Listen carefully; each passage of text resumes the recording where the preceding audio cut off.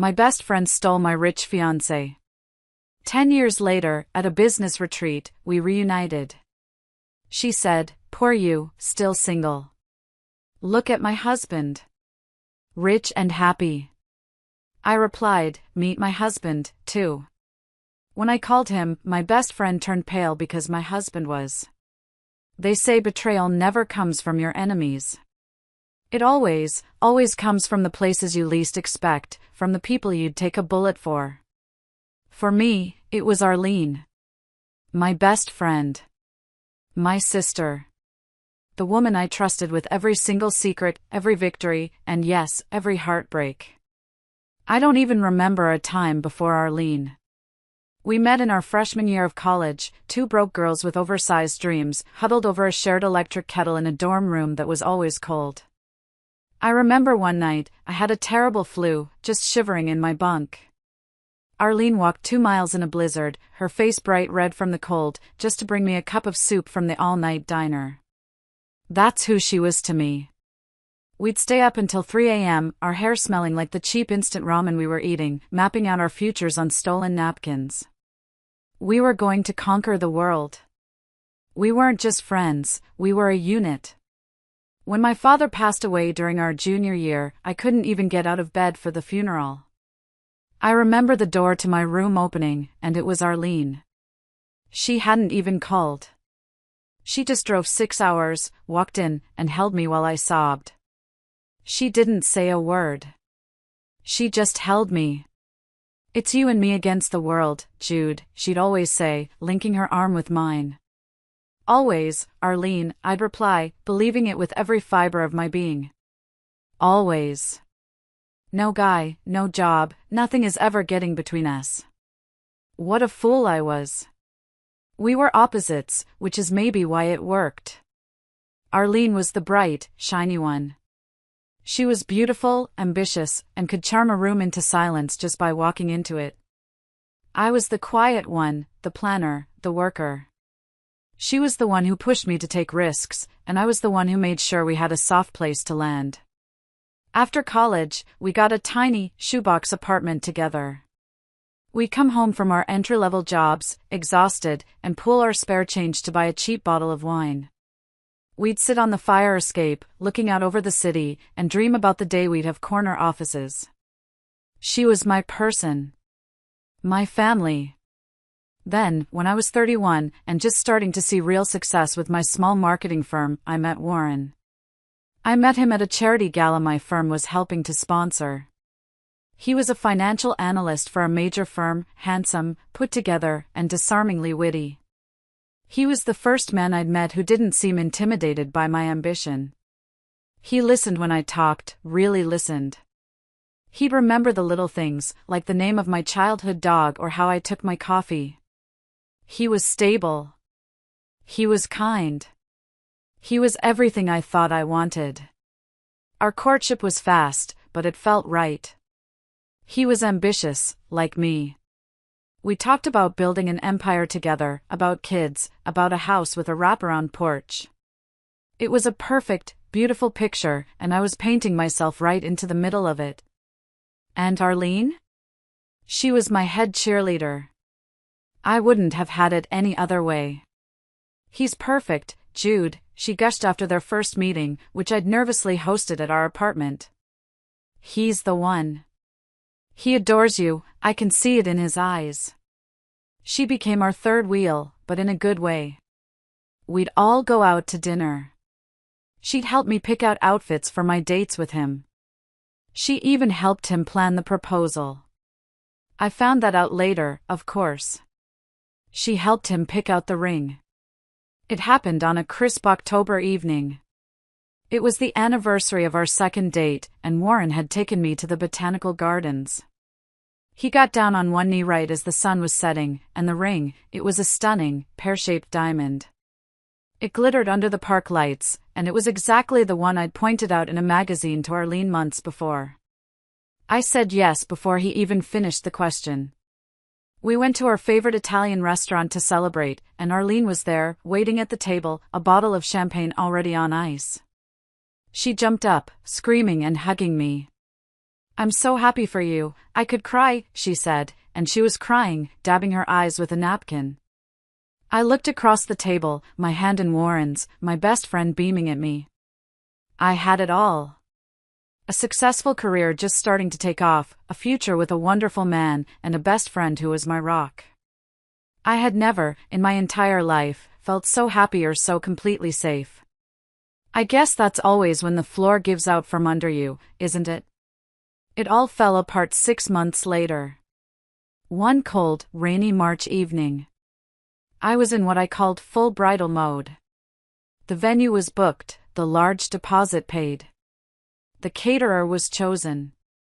That night, I was sitting at our dining room table, addressing the thick, cream-colored wedding invitations. My fingers were smudged with ink, and I was humming along to the radio, completely content.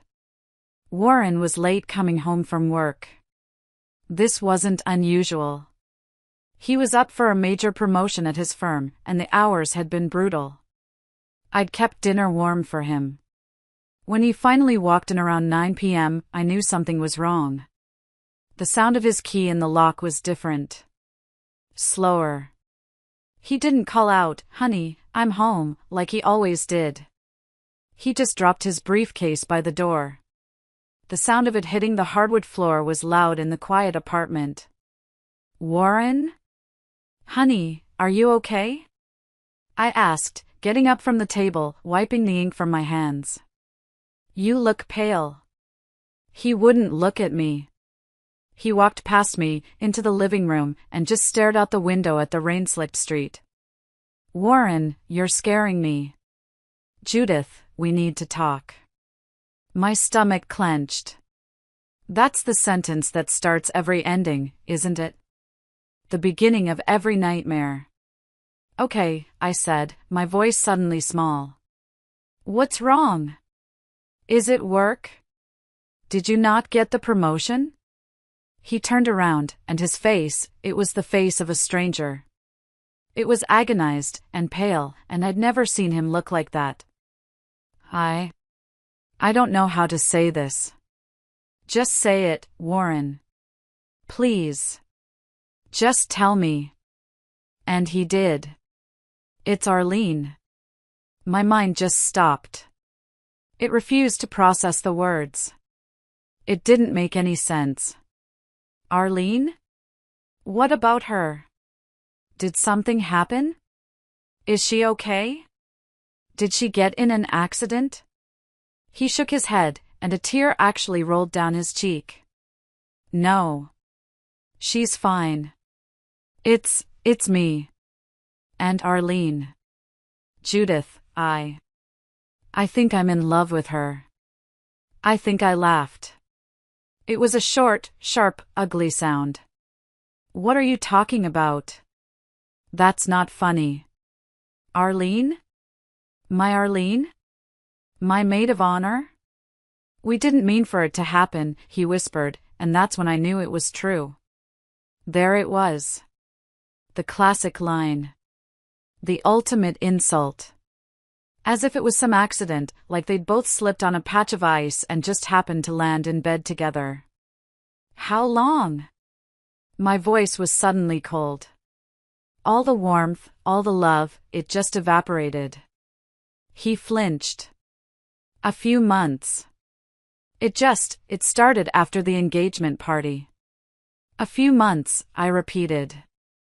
My brain was working fast, piecing it all together. The late nights. The business dinners. The times Arlene had been too busy to get together. So, last week? When she was right here, in this apartment, helping me choose floral arrangements, you were sleeping with her? He didn't answer. He just looked down at his shoes. When she held my bridal shower 2 weeks ago, and gave that beautiful speech about sisterhood, were you sleeping with her then? Silence. When you were working late all last weekend, were you with her? He finally looked at me, his eyes pleading. "Jude, please. It's real. What I feel for her. It just took us both by surprise. What you felt for me wasn't?" He couldn't answer. And that was the only answer I needed. I walked over to him. My hand was shaking, but my voice was steady. Get out. Judith, let's just talk about this. We can. I don't know. There's nothing to talk about. I pulled the engagement ring off my finger. The beautiful, perfect ring Arlene had helped him pick. It felt disgusting. It felt like it was burning my skin. I didn't throw it at him. I just opened his limp hand and dropped it into his palm. Get your things. And get out of my house. Judith. Now! I screamed. It was the first time I had ever raised my voice to him. He scrambled. He looked terrified. He grabbed his coat, which was still damp, and his briefcase. He fumbled with the doorknob, and then he was gone. The silence he left behind was deafening. It was so quiet. I didn't cry. Not yet. I just sank to the floor, my back against the wall. The invitations were still spread out on the table. A life that, 5 minutes ago, had been real. Now it was all just paper and ink. I sat there for maybe an hour. I don't even know. And then I did the next logical thing. I picked up my phone to call Arlene. I needed to hear her side. I needed her to tell me it was a lie. A sick joke. That Warren was having some kind of mental breakdown. I dialed her number. The number I knew better than my own. Straight to voicemail. Hey, it's Arlene.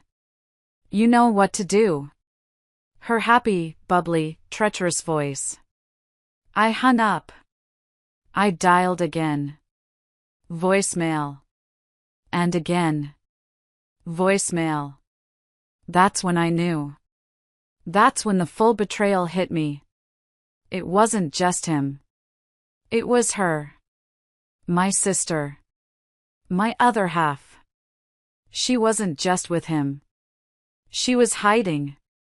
She was hiding from me, with him. They were together, right now, while I was sitting on the floor of our empty apartment. The next day was a blur. I called the venue. I need to cancel the wedding, I said, my voice a monotone. Oh dear, I'm so sorry, the woman cooed. Is everything all right? The wedding is off, I repeated. I lost the entire $20,000 deposit. I called the caterer. The florist. The band. Over and over, I had to listen to their pity. I hated it. I packed up all of Warren's things. I was methodical. I was like a robot. I folded his expensive shirts, I put his toiletries in a box. I found a framed photo on the mantelpiece. It was from a barbecue the previous summer. The three of us. Arlene's arm was around my shoulder, Warren's arm was around my waist. We were all smiling, squinting into the sun. I looked at that photo. At her smiling, lying face. And at his. That's when the rage came. I didn't just tear it up. I grabbed the heavy frame and I smashed it against the wall. Glass shattered everywhere. I swept all those stupid, useless invitations off the table and into a trash bag. I went into the kitchen, found the expensive bottle of whiskey Warren had been saving, and I poured it right down the drain. I spent the next week in a haze. I'd go to work, lock myself in my office, and stare at the screen. I didn't do any work. I just stared.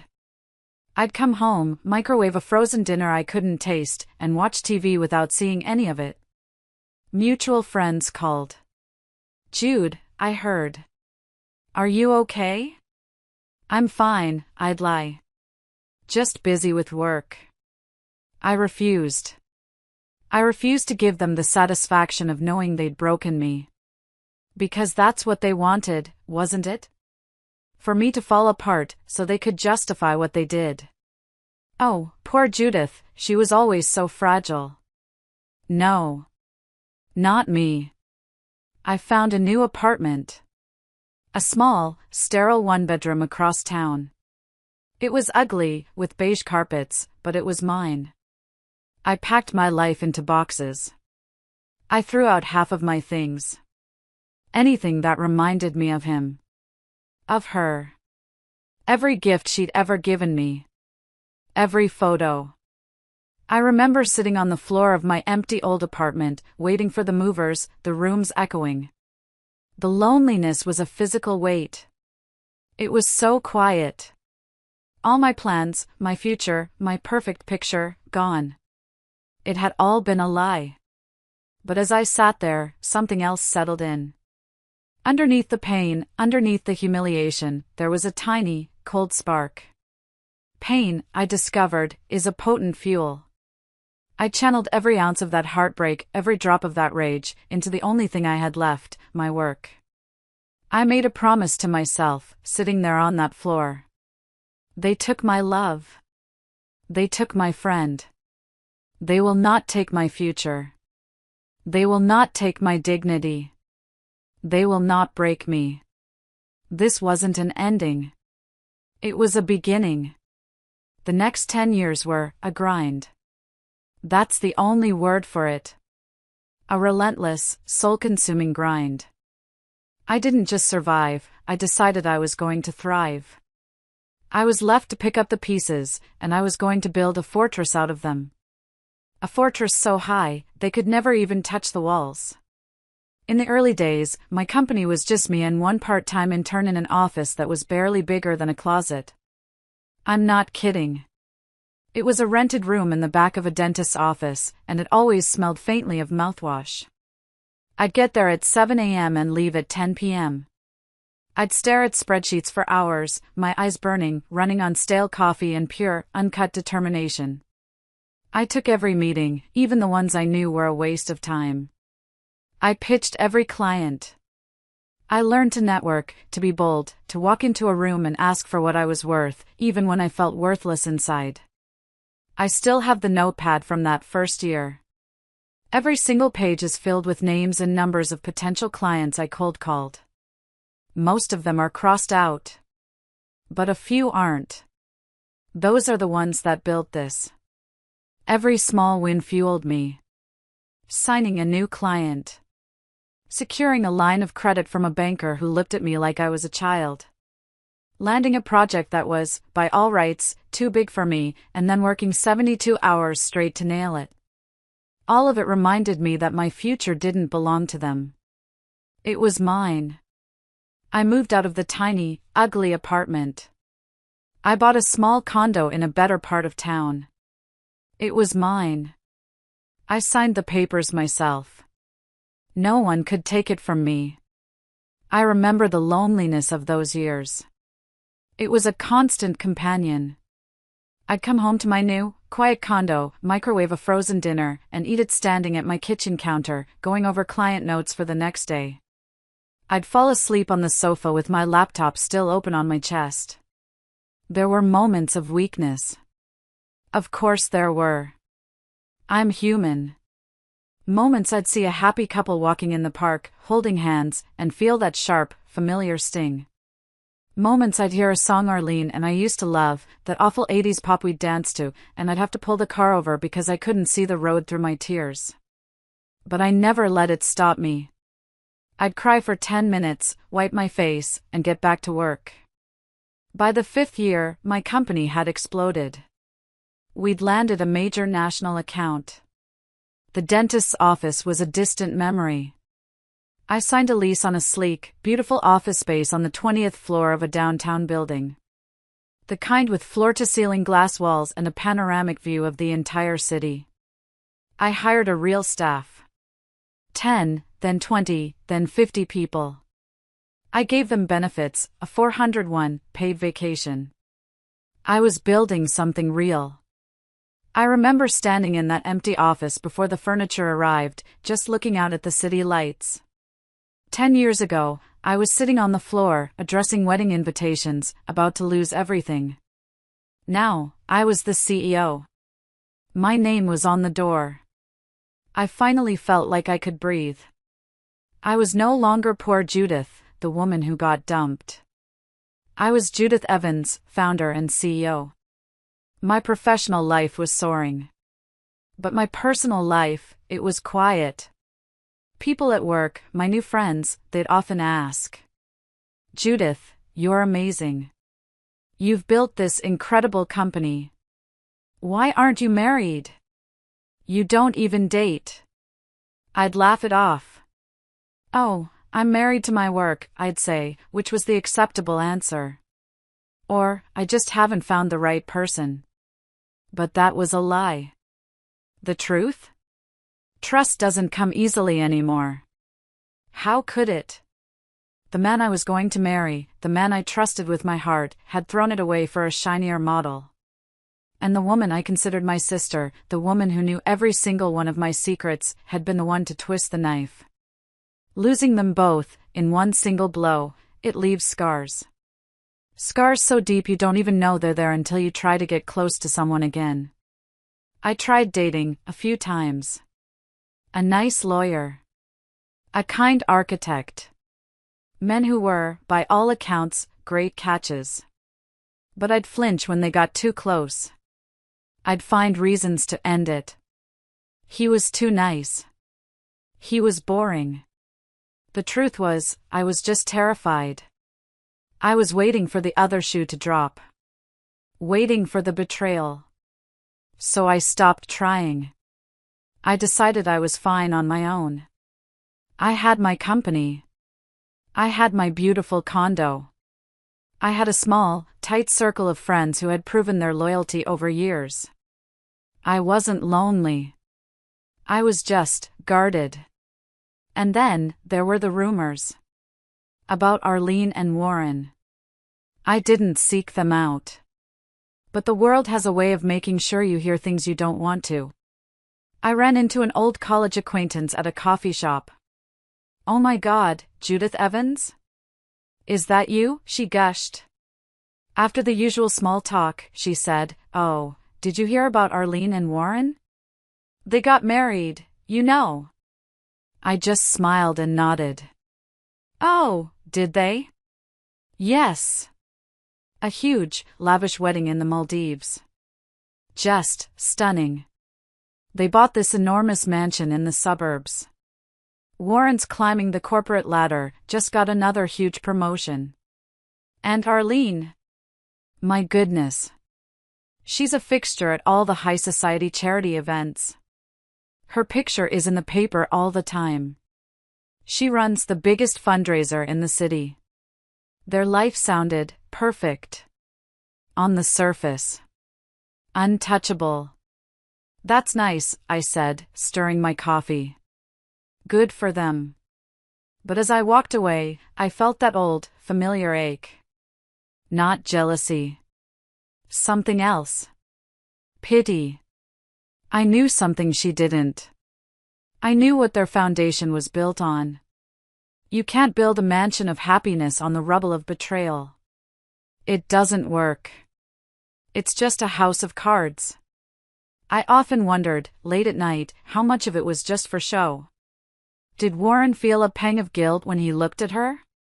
Did Arlene ever, in a quiet moment, compare her life now to the one we were supposed to have as friends? Did she ever miss me? I tried not to dwell on it. I wasn't bitter anymore. At least, that's what I told myself. I focused on what I could control. My work. My legacy. The company I'd built wasn't just a business, it was a testament to resilience. I started a scholarship fund at my old college, a college fund for young women in business who didn't have the resources, women who reminded me of me. I rarely allowed myself to dwell on the past. But as the 10th anniversary of the betrayal approached, I found myself reflecting more than usual. The Judith of 10 years ago would barely recognize the woman I'd become. Back then, I was a young professional with big dreams and a broken heart. Now, I was a respected entrepreneur. 10 years ago, Arlene and Warren took everything from me. Or so I thought. In reality, they gave me the gift of fire. They taught me who I could trust. And more importantly, who I couldn't. They showed me that resilience isn't about avoiding pain. It's about what you do with it. And what I'd done with it. I'd built an empire. One that no betrayal could ever touch. The invitation came on a Tuesday. A completely unremarkable Tuesday. I was at my desk, the one in the corner office with the glass walls, going through quarterly reports. My assistant, Sarah, walked in. Sarah had been with me for 7 years. She was more of a partner than an assistant. She was holding a thick, cream-colored envelope like it was something fragile. "This just arrived by courier," she said, her voice curious. "It's from the Summit of Innovators. And it's addressed personally to you, Judith." I set my pen down. The Summit of Innovators wasn't just any conference. It was the event. An exclusive, week-long retreat reserved for the best and brightest. CEOs, industry leaders, tech pioneers. People whose names held weight in boardrooms around the world. People who were changing the world. I'd always admired the summit from afar. I read about it in business journals. 10 years ago, I couldn't have even dreamed of being on their mailing list. Now, I was one of them. The invitation was embossed with gold lettering. It screamed prestige. I read through the details: a week-long retreat at an exclusive 5-star mountain resort. Access to top-tier networking opportunities. Intimate discussions led by some of the most influential minds in business. But along with the jolt of excitement came a wave of hesitation. These kinds of gatherings, they often felt like a performance. A high school popularity contest for rich adults. People posturing, inflating their successes, flashing their wealth like peacocks in a mating ritual. I wasn't sure I wanted to subject myself to that. I'd spent 10 years building something real, something of substance. I didn't need to perform. I didn't need their validation. "You should go, Judith," Sarah said, as if reading my mind. She smiled. "It's an incredible opportunity. You've earned this. You deserve to be in that room." I leaned back in my chair, looking out at the city view I had earned. "I'll think about it." I weighed the pros and cons for 2 full days. Part of me, the part that was still that wounded woman, the one who was left on the apartment floor, wanted to stay in my bubble. My safe, controlled bubble. Where I was in charge. But the other part of me, the CEO, the woman who had clawed her way up from nothing, she knew this was a chance. A chance to forge connections that could take my company to the next level. A chance to prove, if only to myself, that I truly belonged. On the 3rd day, I walked out of my office. "Sarah," I called out. She looked up from her desk. "Book the flight. I'm going." Little did I know, this decision would lead me straight back into the storm I'd spent a decade avoiding. The resort was as luxurious as the invitation promised. It was nestled high in the mountains, a collection of beautiful modern buildings made of wood and glass, surrounded by breathtaking views. It was a haven of quiet sophistication. Upon arrival, I was greeted by staff who knew my name. "Welcome, Ms. Evans. We have your suite ready. We've already stocked the mini fridge with the sparkling water you prefer." It was impressive, if a little unnerving. The first evening was a casual welcome reception. A chance to mingle before the workshops started. I put on a tailored silk blouse and trousers, something that felt professional but comfortable. I took a deep breath, reminded myself I belonged here just as much as anyone else, and walked into the grand hall. The room was buzzing. A symphony of quiet power and influence.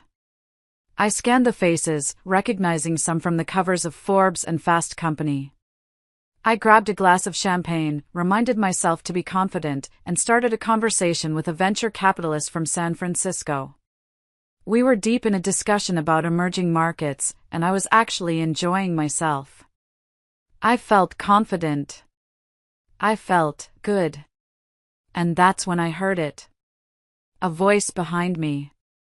A voice I hadn't heard in 10 years, but one that my body recognized before my brain did. A voice that made the blood freeze in my veins. Judith? Is that really you? My heart didn't skip a beat. It stopped. Cold.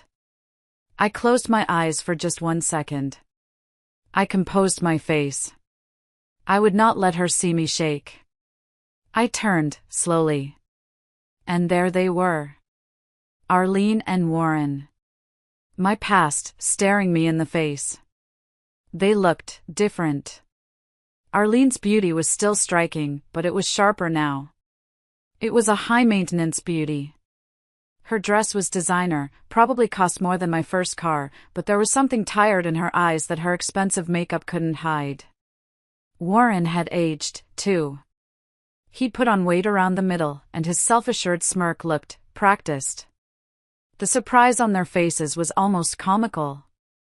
It was quickly replaced by something else.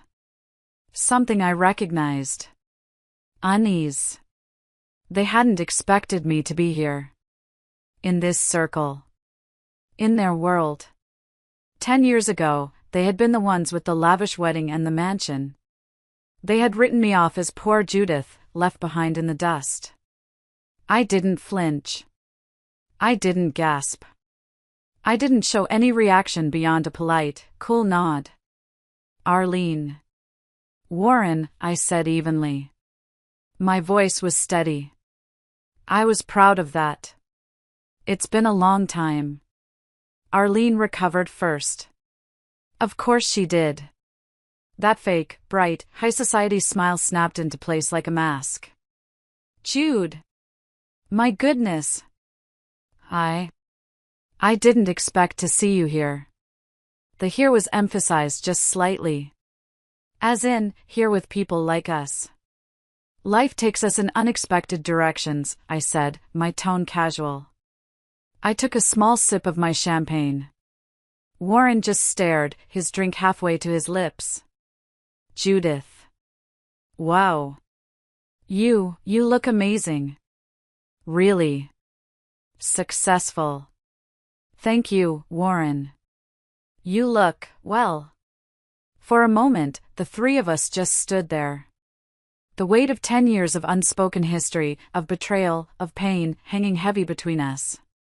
Then, as if on cue, Arlene looped her arm through Warren's, pulling him closer, staking her claim. Well, it's just wonderful to see you, she said, her voice a little too loud. We must catch up properly this week. We have so much to tell you. Sure, I replied, keeping my tone neutral. You'll have to excuse me. I was just in the middle of a conversation. I gave them a small nod and turned back to the venture capitalist. As they walked away, Arlene's laugh echoing a little too brightly behind them, I allowed myself a small, private smile. They didn't know it yet. But this week was going to be far more interesting than they'd anticipated. I didn't avoid them for the first 2 days, but I didn't seek them out, either. This retreat was too important for my business to let old ghosts derail my focus. I buried myself in discussions about market trends, I went to workshops on leadership, I networked with people who were doing fascinating things. I was in my element. But fate, it seems, has a twisted sense of humor. It kept pushing us together. It was at a mid-morning panel on innovation in emerging markets when I heard her voice again. Mind if I join you? I looked up from my notes. Arlene. Her smile was bright, but her eyes were searching mine. For what? Validation? Forgiveness? I couldn't tell. It's a free seat, I said casually, gesturing to the empty chair beside me. She sat down, adjusting her tailored blazer, the diamond on her finger catching the light. For a moment, neither of us spoke. We both pretended to watch the panelists. But I could feel her gaze on me. She wasn't here for the panel. She was here for me. Finally, during a lull, she leaned over, her perfume strong. You've done well for yourself, Jude. This little company of yours, it's impressive. Really. The condescension was subtle, but it was there. This little company. As if it was a cute hobby. I said, offering a small smile, not taking the bait. I've worked hard. And you? Oh, you know, she said, waving a hand dismissively, her diamond rings flashing. Life's been so good. Warren and I are just blissfully happy. He's here, too, by the way. He's on the golf course with the bigwigs. He just got another major promotion. His salary must be, well, you can imagine. I just nodded. That's nice. We travel constantly, she continued, as if I hadn't spoken. Europe, Asia. The works. I'm kept busy with my charity work, of course. Running galas, sitting on boards. Well, honestly, it's everything we dreamed of back in the day. She paused, flashing that smug smile. You remember those conversations, right? Sitting on the fire escape, dreaming about living the good life? I guess we both made it. I resisted the urge to point out that her good life was funded by his salary, while mine was built with my own 2 hands, blood, and sweat. I guess we did, I said evenly, turning my attention back to the panel. But Arlene wasn't done. She kept prodding. Weaving in anecdotes about her success, her travels, her perfect marriage. It was almost comical. It was a performance. And I was her intended audience.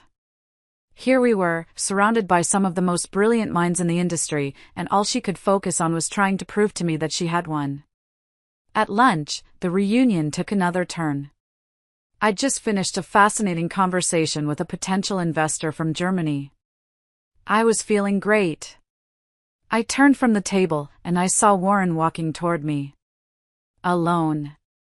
He looked awkward. He was polished, in his expensive suit, but he looked hesitant. Judith, he said softly when he reached me. It's been a while. It has, Warren, I replied. Polite, but distant. He smiled, but it didn't reach his eyes. You look good. Really. Successful. The company. It's amazing what you've built. Thank you. You, too.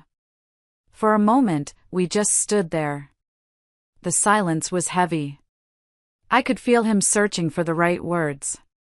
Listen, Jude. He started, then stopped. He ran a hand through his hair. I'm just glad you're doing well. Truly. I am, I nodded. And I hope you are, too. His smile faltered. Just for a second. But he quickly recovered. Yes. Of course. Life's good. Life's great. As he walked away, I noticed something I hadn't seen in him before. A crack.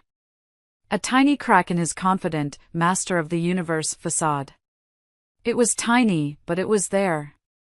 That evening, at the big networking dinner, Arlene cornered me again. This time, Warren was by her side, her hand gripping his arm like a designer handbag. She was in her element, laughing loudly, making sure everyone knew who she was, or rather, who he was. When she finally turned her attention to me, her words were predictably smug. Funny how life works, isn't it, she said, swirling her glass of red wine. Back then, we were just 2 girls with big dreams, sharing ramen. And now, well, look at us. She gestured between the 4 of us, though her eyes were only on me. I met her gaze. Calmly. Yes, I said. Look at us. Her smile flickered. Just for a second. Warren shifted uncomfortably beside her. Whatever they'd expected from this reunion, I had a distinct feeling it wasn't this. It wasn't the calm, successful, and completely unbothered woman standing in front of them. As the night wore on, I realized something important. I didn't need revenge. I didn't need validation. I didn't need them to feel sorry. The simple act of standing here, in this room, breathing this air, thriving, that was enough. They could boast all they wanted. I knew the truth. And deep down, I suspected they did, too. The next morning, I woke with a renewed sense of focus. I was here for business, not for their petty games. I had a breakfast meeting with a tech CEO I admired, and I was excited about it. Yet, the universe seemed intent on throwing them in my path. By now, their attempts to engage me had gone from smug arrogance to a calculated, almost desperate, persistence. Arlene, in particular, seemed to relish every opportunity to flaunt her so-called perfect life. It was like a performance she needed me to watch, to applaud. She needed me to be jealous. It was during an informal networking session over coffee that she made her boldest move. I was standing near the buffet table, which was laden with pastries and fruit, chatting with a fellow entrepreneur, a woman from Austin. We were talking about supply chains. I was completely absorbed. "Good morning." That voice. Arlene. I felt my shoulders tense, but I didn't let it show. I turned. She was there, smiling brightly. Warren trailed slightly behind her, looking like he'd rather be anywhere else. "Mind if we join you?" she said, her voice dripping with false camaraderie. The woman from Austin, sensing an interruption, politely excused herself. "I'll catch you later, Judith." "Of course," I said, turning back to Arlene. I kept my expression neutral. She wasted no time. "You know, it's just so funny running into you here," she began, picking up a croissant she had no intention of eating. "Warren and I were just talking about it last night. How far we've all come. It's impressive, really, what you've achieved." She took a sip of her coffee, her eyes glinting. "Still single, though, right?" The question hung in the air, sharp and pointed. It was designed to cut. I saw Warren flinch, just slightly. He looked at the floor. I smiled faintly. "I'm focused on my work, Arlene." She leaned back, her smirk widening. She thought she had me. Well, I suppose it's easier to focus when you don't have the distractions of family life. All that domestic stuff. It takes a lot of energy. She gestured toward Warren with a theatrical flourish, placing her perfectly manicured hand on his chest. "Speaking of which, look at my husband. Handsome, isn't he? And so successful. That promotion came with a corner office, you know. He's just happy. We're so happy." She turned back to me, her voice dropping to a stage whisper of fake pity. "Poor you, Jude. All this success, and still single at 42. No one to share it with." Her words were meant to sting. To dig into the old wound she assumed was still festering. She thought she was landing the final blow. She thought she was winning. She thought she was looking at the same broken woman she and Warren had left on the apartment floor 10 years ago. What she didn't realize was that those wounds had healed. And the scars were strong. I met her gaze. Unflinching. I let the silence stretch. Just long enough to make her uncomfortable. Her smirk started to waver. She hadn't expected my silence. Then, I said it. Calmly. Confidently. "I'm not single, Arlene." Her eyes widened. Warren looked up, stunned. "Oh," she said, recovering quickly, a dismissive little laugh. "A boyfriend? That's nice. I'm happy for you." I smiled. A real, genuine smile. "No. Not a boyfriend." I let the beat hang in the air. "Meet my husband, too."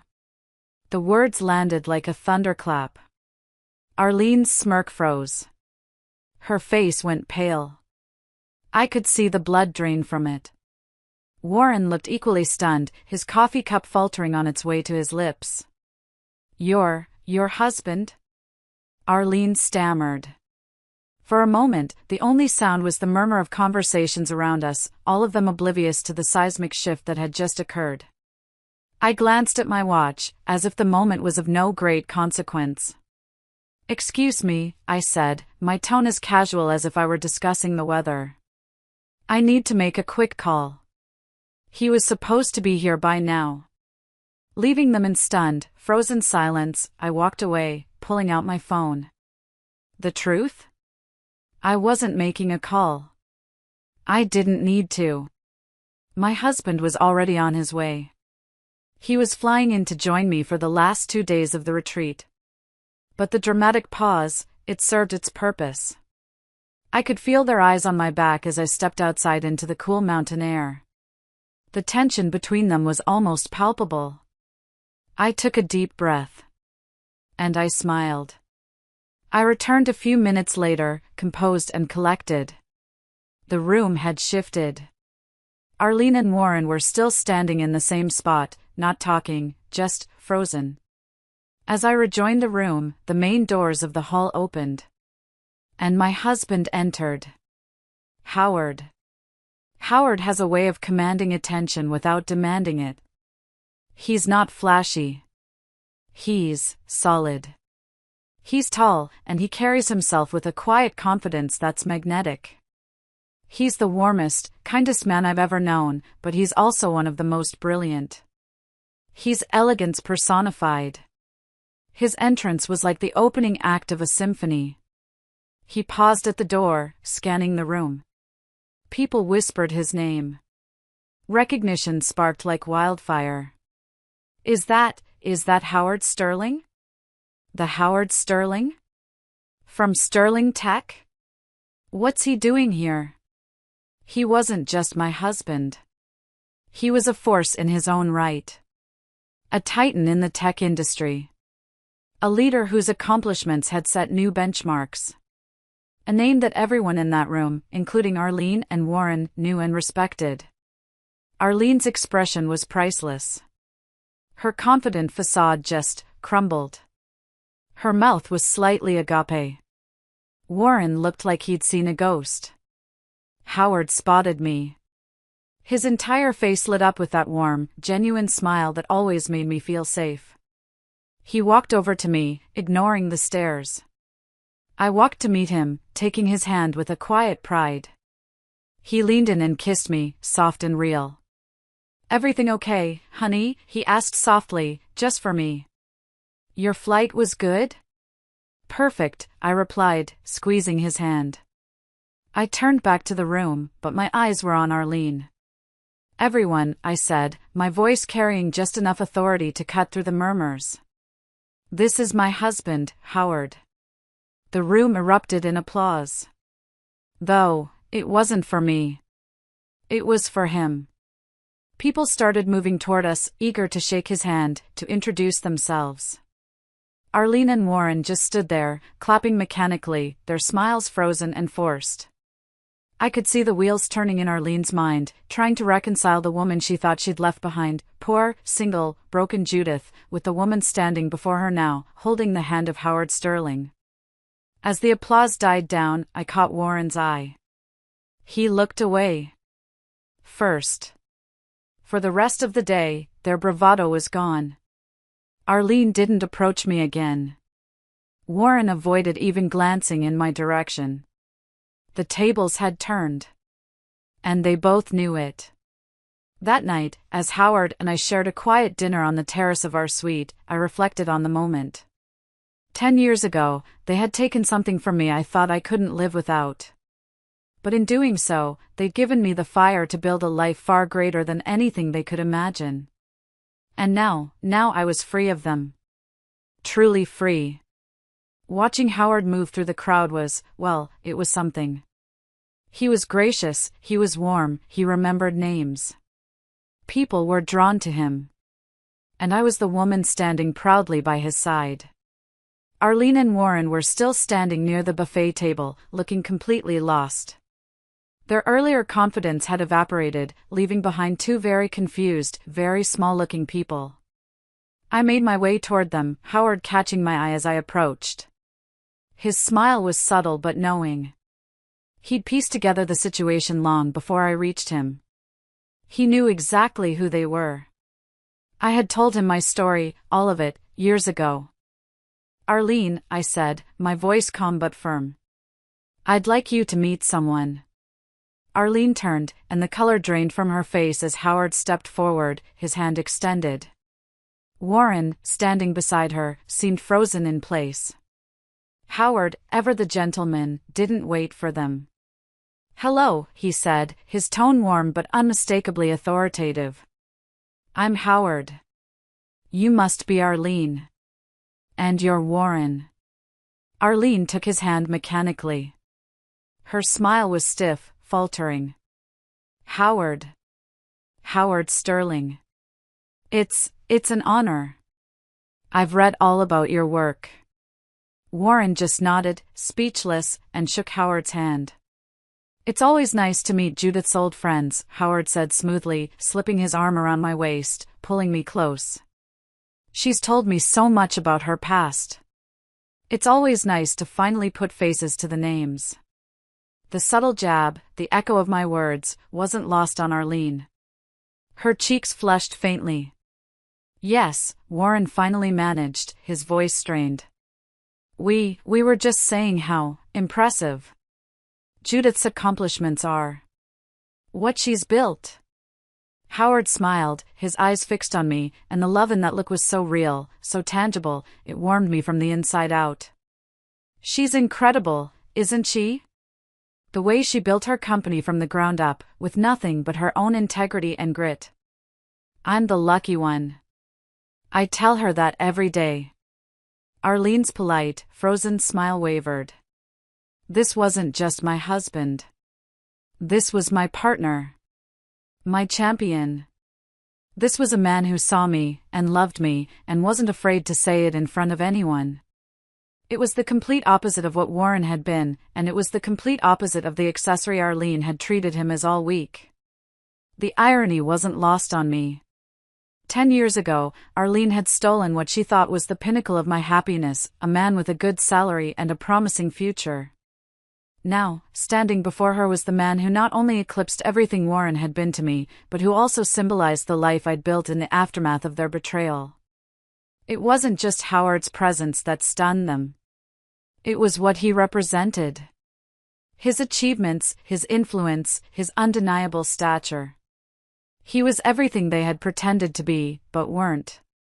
As the conversation continued, I noticed the shift in their demeanor. Gone was the arrogance. In its place was a nervous energy, a palpable discomfort they couldn't mask. When the conversation finally, blessedly, came to a close, Howard excused himself to speak with another attendee, leaving me alone with them. For a moment, none of us spoke. The silence was heavy. Arlene began, her voice trailing off. "Impressive." "He is," I smiled faintly, meeting her gaze. Warren's expression was harder to read. You've done well for yourself, Judith," he said, his tone lacking its earlier conviction. "I have," I replied simply. "And I'm grateful for every step of the journey that brought me here." The words weren't meant to sting, but I knew they did. They carried a weight that couldn't be ignored. A reminder that the life they thought they'd destroyed had only grown stronger in their absence. If you're still listening, please help me out by liking this video and commenting the number 1 down below. It lets me know that you are amazing, and it helps me know you've been on this whole journey with me. Your support is a huge encouragement and means the world to me. Please comment that number 1 so I can see you, and now, let's get back to the story. The next day brought a noticeable shift in the air. The smug superiority, the constant flaunting, it was all gone. Replaced by an awkwardness that made every encounter feel strange. I didn't seek them out. I didn't need to. The truth of the situation had sunk in, and I was content to let them sit with it. Howard and I attended a panel on renewable energy together, our hands linked. I felt whole. It was during a networking brunch that they made their next move. I was speaking with a group of entrepreneurs about potential collaborations, and I was feeling energized. I caught sight of them approaching. Not with a swagger, but hesitantly. Arlene's smile was polite, almost shy. An expression I'd never seen on her. "Excuse me," Arlene said, her voice smoother than it had been. "Mind if I steal Judith for a moment?" The group nodded, and I followed them to a quieter corner of the room. Warren trailed behind her, his hands stuffed awkwardly into his pockets. He wouldn't look at me. For a moment, none of us spoke. Arlene shifted her weight. "I just wanted to say," she began, her tone careful, "that it's impressive. What you've built. Who you've become." I raised an eyebrow, unsure of where this was going. "Thank you." She nodded, her gaze flickering to Warren, who was staring at the floor. "Look. I know things between us didn't end well." I almost laughed at the understatement. "You could say that, Arlene." She winced, as though the memory physically pained her. "We were young. Stupid. And I made choices I'm not proud of." The admission hung in the air, heavy and unexpected. Warren finally looked up. His expression was defeated. "I've been thinking about it a lot since yesterday. Seeing you here, seeing what you've accomplished. And seeing your husband." He swallowed. It's made me realize some things. About myself. About the kind of man I've been." He took a deep breath, his eyes meeting mine with a sincerity I hadn't seen in 10 years. "I'm sorry, Jude," he said. "For everything." Arlene quickly added, her voice quiet, "I'm sorry, too. Truly. More than you know." The words were simple, but they carried a weight I hadn't expected. For a moment, I didn't know how to respond. Part of me, the old, wounded part, the girl on the apartment floor, wanted to hold on to the anger. Wanted to scream at them. But another part, a quieter, steadier part, the woman I had become, recognized the value of letting it go. "I appreciate that," I said, my voice measured but not unkind. "But you don't owe me an apology. What's done is done. And honestly, I'm better for it." Warren nodded, his expression a mixture of relief and regret. Arlene finally spoke again, her voice barely above a whisper. We didn't think you'd move on like this. We thought. You thought I'd fall apart," I finished for her. "And maybe I did, for a while. But life has a funny way of proving people wrong." She nodded, finally meeting my gaze. There were tears in her eyes. "We just wanted to say that," Warren said, seeming to find his voice. To clear the air." "Consider it cleared," I said. I offered them a small, genuine smile. The conversation ended there. But the impact lingered. For the rest of the day, I caught them watching me and Howard, their expressions unreadable. It wasn't anger or envy anymore.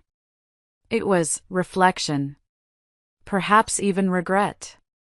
That evening, as Howard and I attended a dinner hosted by one of the summit's organizers, I felt something I hadn't felt in 10 years. Closure. Their apology, as unexpected as it was, had given me the final piece I needed to put the past behind me. I didn't hate them anymore. I didn't pity them either. I simply saw them for what they were, flawed people who'd made terrible mistakes and were now grappling with the consequences. As Howard and I left the dinner, I took his hand, grateful for the life we'd built. The past no longer had any power over me. The cracks in Arlene and Warren's perfect image were no longer subtle by the third day. They were impossible to ignore. Now that my attention wasn't focused on my own pain, I could see theirs. It wasn't just their subdued demeanor. It was the little things. The slip-ups that revealed a truth they couldn't hide. It started that morning, during a panel discussion on maintaining balance in high-pressure industries. I sat a few rows behind them, next to Howard. Warren, who had always prided himself on being a picture of composure, was fidgeting. He was checking his phone under the table every 30 seconds. His attention was elsewhere. Arlene leaned in to whisper something to him, but he shook his head, brushing her off impatiently. The tension between them was so thick, I could feel it from 3 rows back. During the coffee break, I found myself near enough to catch fragments of their conversation. They were huddled in a corner, and Arlene's voice was low but sharp, her words carrying the weight of frustration. "This isn't working, Warren," she said, her back to me. "You said things would get better after the merger." "They will," he snapped back, his tone curt. "I just need time. These things are complicated." "Time?" she scoffed. "We're running out of that. The bank is calling, Warren." "The bank?" "About the house." The exchange ended abruptly when they noticed me nearby. Arlene forced a smile, though her eyes betrayed the strain. Warren gave me a terse nod, his jaw tight. I didn't press. Their unraveling wasn't my concern. But it was hard to ignore how different they seemed from the polished, invincible couple they had once projected. Later that afternoon, I overheard more. This time it was Arlene, speaking to a mutual acquaintance during a networking session. I wasn't trying to eavesdrop, but her voice carried across the room, the bitterness in her tone unmistakable. "He's lost his touch," she said, her words clipped. "The deals aren't coming in like they used to. That last merger, it was a disaster. It's all tied up. And the pressure, it's suffocating. His lawyers are practically living at our house. I've tried to help, but he won't listen. He's too proud." The acquaintance responded with polite murmurs, clearly uncomfortable. Hearing this, it didn't bring me the satisfaction I might have expected. A decade ago, I might have reveled in their struggles, seen it as karmic justice for what they'd done to me. But now, it just felt hollow. Sad. Their problems were their own. I had no interest in gloating. The facade they'd so carefully maintained was crumbling. The difference was, I had rebuilt myself. I had turned my fractures into strength. They, it seemed, were still trying to hold their broken pieces together with the thinnest veneer of perfection. That evening, I crossed paths with Arlene again. She was standing alone on the terrace, a glass of wine in her hand, staring out at the mountains. She looked small. Before I could leave, she turned and saw me. "Hi," she said, her voice softer than it had been earlier. "Hi, Arlene," I replied, nodding lightly. For a moment, she said nothing. Then, as if she couldn't stop herself, she spoke. "You've done well for yourself, Jude." "Really well." "I have," I said simply. She nodded, taking a sip of her wine. I used to think we made the right choice. Warren and I. That I. Her voice trailed off, and she shook her head. "But seeing you here. Seeing the life you've built. Seeing your husband, how he looks at you." She gave a bitter little laugh. "It's clear we didn't just lose you, Judith. We lost ourselves, too." I didn't know what to say to that. The Arlene I remembered would never have admitted such a thing. She had been so sure of herself, so confident in her choices. "I don't know what to tell you, Arlene," I said finally. "Life gives us what we put into it. I've worked hard for everything I have. And I'm grateful for where I am." "You should be," she said, her expression pained. "You deserve it." With that, she walked away, leaving me alone on the terrace. When I returned to my room that night, Howard was waiting for me. I told him about the conversation. He listened patiently, his hand resting lightly on mine, grounding me. "You don't owe them anything, Jude," he said softly. "Not an explanation. Not forgiveness. You've moved on. Let them figure out their own path." He was right, of course. Their struggles weren't my burden to bear. I'd let them go years ago. The final day of the retreat was dedicated to personal growth and reflection. The keynote speech was reserved for one of the participants. I'd been asked a week prior to deliver it. As I stood backstage, I glanced at the audience filing into the grand hall. Industry leaders, innovators, influencers, and among them, Arlene and Warren. They were seated near the middle. Arlene's posture was tense, her hands clasped tightly in her lap. Warren was quieter than I'd ever seen him, his usual confidence completely absent. I stepped onto the stage to a round of applause. The spotlight was warm on my face. Taking a deep breath, I began. "When I started my journey," I said, my voice clear and strong, "I believed success was about reaching a destination. Wealth. Status. Recognition. I thought those things would make me whole. I thought they'd fill whatever voids life had created. But I was wrong." The room was silent. Every eye was on me. 10 years ago, I faced one of the greatest betrayals of my life. I didn't look at them, but I could feel their gaze. It broke me. In ways I didn't think I could recover from. It came from people I trusted with my life. But that pain became my catalyst. It forced me to confront who I was, and who I wanted to become. And in doing so, I discovered something far more valuable than success. I paused, scanning the room. Warren shifted in his seat, his gaze fixed on me. Arlene's expression was a mix of guilt and something I couldn't quite place. I discovered the value of integrity, I continued. Of resilience.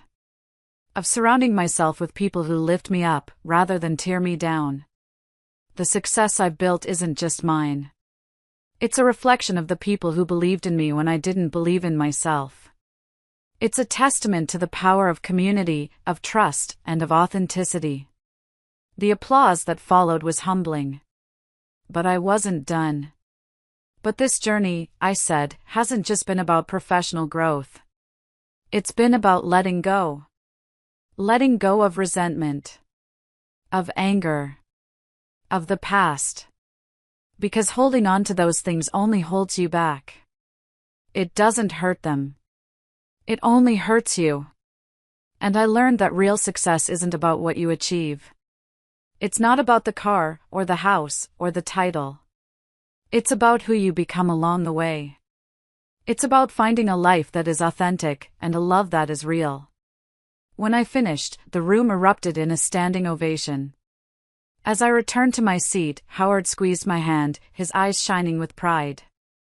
Later that evening, as the retreat drew to a close, I found myself face to face with them one last time. They approached me hesitantly. "That was..." Warren began, his voice trailing off. "That was powerful, Judith." Arlene nodded, her eyes glossy. You've really grown." I didn't realize how much." I'm so sorry. For everything we put you through." For a moment, I considered their words. 10 years ago, I would have given anything to hear that apology. But now, they felt like a footnote. "I appreciate that," I said simply. "But the past is the past. We all make choices, and we all live with them. What matters is what we do moving forward." They nodded, their expressions a mix of relief and regret. As they walked away, I felt a weight lift from my shoulders. The anger, the resentment, it was all gone. In its place was a quiet peace. That night, as Howard and I shared a quiet moment under the stars on our terrace, I reflected on the journey. The betrayal that had once defined me was now just a chapter in a much larger story. "You're quiet," Howard said, his voice soft. Just thinking, I replied, my gaze on the horizon. About how far we've come. He smiled, his hand finding mine. And how far we'll go. I nodded, the future stretching out before us, limitless and full of possibility. For the first time in a long, long time, I felt truly at peace. Life has a way of balancing the scales. Call it karma, call it fate. Or simply call it the result of hard work and perseverance. Whatever it was, I knew this much, it was mine. Thank you all so much for listening to my story. It really means more than you know. If you've ever felt betrayed, if you've ever had to rebuild your life from the ashes, please know that you are not alone, and it does get better. If this story resonated with you, I'd be so grateful if you'd like the video and maybe share it with someone who needs to hear it today. And please, leave a comment below. I read every single one. Thank you for being here.